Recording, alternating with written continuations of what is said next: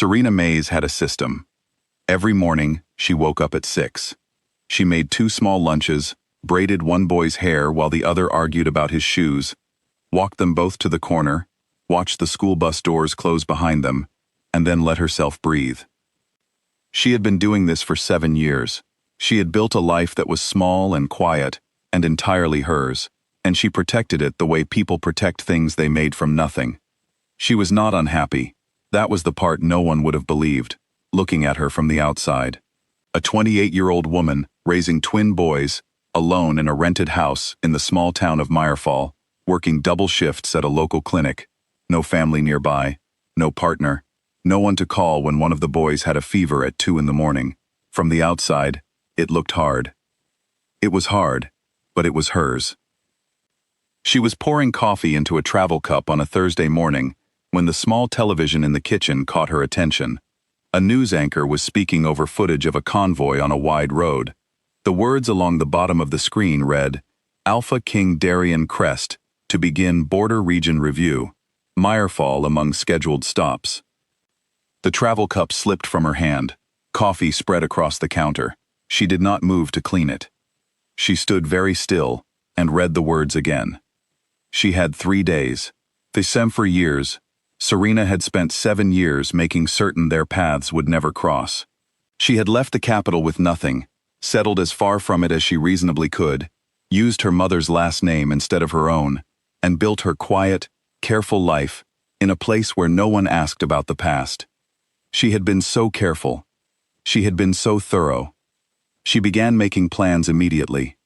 She called her landlord. She started a mental list of what could be packed in a single evening. And then Eli came into the kitchen and said, with the serious expression of a 7-year-old delivering important news, that the play was in 2 days, and he had the biggest part, and she had promised. She had promised. She looked at her son, with his gray eyes and his careful, solemn little face, and she could not do it. She could not pack him into a car and drive away from the one thing he had been talking about for 2 months because of her fear. He had worked so hard. He had practiced his lines every night at the dinner table, using the salt shaker as a prop. She told herself that a king did not personally walk through every block of a small border town. He had people for that. She told herself she was not being reckless. She told herself 2 more days would not change anything. She was wrong about that. Darien Crest had always preferred to see things himself. His advisors found this exhausting. His counsel called it unnecessarily hands-on. He called it the only way to understand what was actually happening in the places that relied on his decisions. He had walked markets and clinics and school roads in 12 different regions over the past 4 years, always with 2 guards at a careful distance, never announced in advance. On Thursday afternoon, he walked the main road of Meerfall. He was not thinking about her. He had trained himself, years ago, to stop doing that. He had been deceived by someone he trusted, and he had learned from it, and he had moved forward, because that was what kings did. He was looking at the condition of the road when he heard laughing. It was her laugh. He did not understand how he still knew it after 7 years, but his body recognized it before his mind did. He turned. She was walking out of a building across the street, holding a child's hand on each side, her face open and warm in a way he had almost forgotten. She was saying something that had made both boys grin. She looked like someone who had built a life she believed in. And then she looked up and saw him. The laughing stopped. He watched her face change. He watched the color leave it.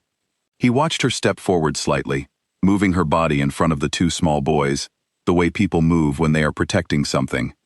He looked at the boys. They were looking back at him with his own gray eyes. The world was very quiet for a moment. He did not make a scene. He was too trained for that, and too aware of the street around them. He sent one of his guards across with a simple, polite request. She was to come to the house where he was staying that evening, if she was willing. She was not willing, but she came anyway, because she understood that refusing would draw the kind of attention she had spent 7 years avoiding. She arrived at 8 o'clock. She stood in the doorway of a borrowed sitting room in a house that did not belong to either of them, and she faced him across 7 years of silence. He did not sit. He stood behind a wooden table with his hands pressed flat against it, and he looked at her for a long moment without speaking. She had expected anger, She had prepared herself for anger, but what was on his face was something quieter and harder to read, and it made her more afraid than shouting would have. He asked her directly, "Are they mine?" She did not answer immediately. She had rehearsed this conversation 100 times in her head over the years, and now that she was standing in it, every prepared word was gone. The pause was answer enough. He exhaled slowly. He asked her why. She told him. She had not told anyone the full story before. She had lived inside it alone for 7 years, turning it over and over in the dark until it had worn smooth. Now she laid it out in plain words, standing in a stranger's sitting room, watching his face. She told him about the elder, about the documents that had been placed in front of her, bearing her name, and her family's seal, and financial records she had never seen, about being told, very calmly, and very clearly, that if she stayed, those documents would be used to humiliate him before his council, that his enemies would use the scandal to challenge his authority, that people in the border regions, families like hers, would suffer for it. She told him about the choice she was handed: leave before morning, disappear, or stay, and watch something larger than both of them break apart. She told him she had left before the sun came up. She had not said goodbye, because she did not trust herself to leave if she did. When she finished, the room was very quiet. Darian said, "Elder Voss died 4 years ago." She had not known that. His personal records were seized when he died. His estate had debts, and the council reviewed everything. He paused. 3 months ago, I found something in those records that I could not explain. A ledger, payments to a forger, a notation that referenced a border girl, and a clean removal. She went still. I have spent 3 months trying to find you. This was the closest town to the last address registered to your family. He looked at her steadily. I did not come to Meerfall by accident. The room felt smaller suddenly. She had been so careful. She had been so sure she was hidden. I had already started to understand what had been done, he said, but I did not know why you never told me about the children. She explained that too, that she had not known she was pregnant when she left, that by the time she understood, she had been gone for months, living under a different name, and the story she had been told was that he had seen the documents and believed them. She had thought he hated her. She had thought going back, or reaching out, would only confirm everything the elder had accused her of. I thought you believed I had used you, she said, and I thought showing up with children would look like an attempt at something worse. He was quiet for a long time after that. Then she started talking about the years themselves. Not with bitterness. She had made her peace with it, and she stated it the way people state facts they have long since accepted.